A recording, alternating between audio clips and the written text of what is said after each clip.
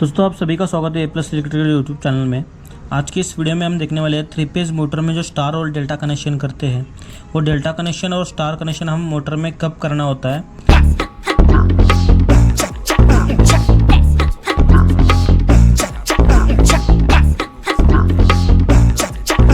सबसे पहले तो हम ये देखेंगे कि 3 फेज़ मोटर के अंदर जो वाइंडिंग रहती है वो वाइंडिंग किस तरह की होती है।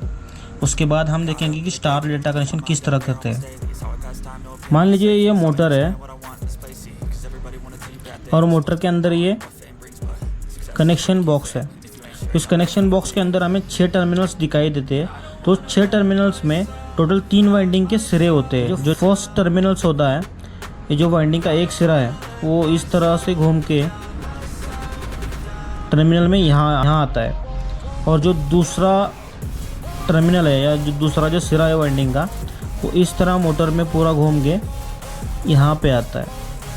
जो तीसरा सिरा है वाइंडिंग का, वो मोटर में कुछ इस तरह घूम के पूरा यहाँ पे आता है। जो पूरा राउंड शेप में रहता है। लेकिन तो अब हम देखेंगे कि जो मोटर के अंदर जो टर्मिनल बॉक्स रहता है कनेक्शन के लिए, वो टर्मिनल बॉक्स कैसा रहता है। इसमें अभी जैसे हमने देखा वाइंडिंग किस तरह घूम के आती है, तो सब में पहला जो टर्मिनल है उसे हम V कहेंगे, V1। इसका दूसरा सिरा यहाँ पे आता है, V2। अब हम यहाँ पे ये जो दूसरा टर्मिनल है इसे हम U1 कहेंगे। ये U2 उसका यहाँ पे आता है, उसका दूसरा सिरा यहाँ पे आता है, U2। और जो तीसरा टर्मिनल है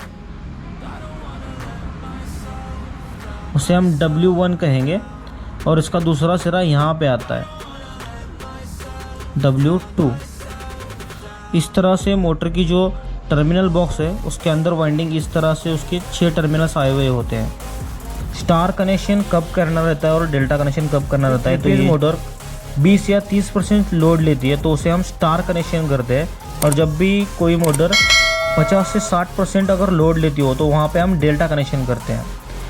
और 50 से 60% अगर मोटर लोड लेती हो तो वहाँ पे ज़्यादा टॉर्क चाहिए होता है घूमने के लिए, तो वहाँ पे अगर हम डेल्टा कनेक्शन करें तो उसके अंदर ज़्यादा मैग्नेटिक फ्लक्स क्रिएट होगी, क्योंकि हर एक वाइंडिंग में 2 फेज जाती है।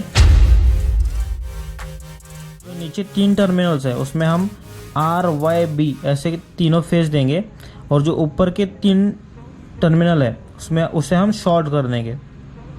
तो ये बन जाएगा स्टार कनेक्शन।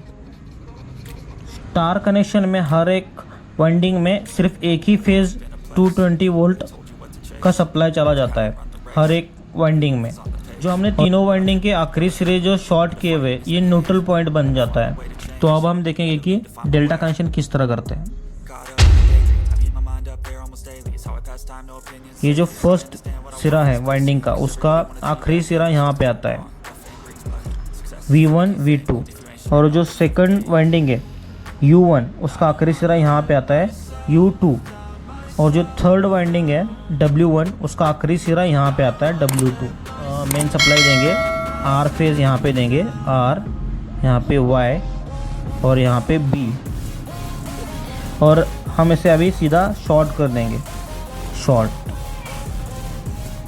की वाइंडिंग में 2 फेज आ जाते हैं, डेल्टा कनेक्शन करने के लिए इसे शॉर्ट करते हैं। ये जो वाइंडिंग है इसका सिरा यहाँ पे आता है, और ये जो वाइंडिंग है इसका सिरा यहाँ पे आता है, और इस वाइंडिंग का सिरा यहाँ पे आता है। तो R के सामने आएगा B फेज, और Y कनेक्शन के सामने आएगा, Y को हमने शॉर्ट किया, Y को शॉर्ट करने के बाद R फेज हमारे यहाँ पे आएगी, तो यहाँ पे आएगा R फेज। और जो थर्ड वाइंडिंग है B की, उसका जो आखिरी सिरा है वो यहाँ, उसे हमने शॉर्ट कर दिया, तो इसके सामने आएगा Y फेज।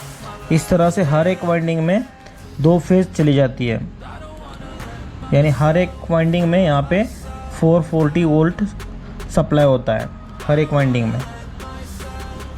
तो इससे होता ये है कि मोटर में अगर हर एक वाइंडिंग को डबल फेज मिले, यानी 440 वोल्ट मिले, तो उस मोटर में ज़्यादा मैग्नेटिक फ्लक्स क्रिएट होगा। उससे अगर हमारे पास 3 फेज मोटर है और उसका अगर लोड 20 या 30% पे रन होती हो, तो वहाँ पे हम स्टार कनेक्शन करेंगे। और अगर हमारे 3 फेज मोटर का लोड जो है वो 50 से 60% हो, तो वहाँ पे हम डेल्टा कनेक्शन करेंगे। तो दोस्तों मैं आशा करता हूँ कि आपको ये वाइंडिंग का जो मैंने कनेक्शन बताया वो आपको आसानी से समझ आया होगा। अगर फिर भी कोई क्वेश्चन रहा हो तो आप नीचे कमेंट कर सकते हैं।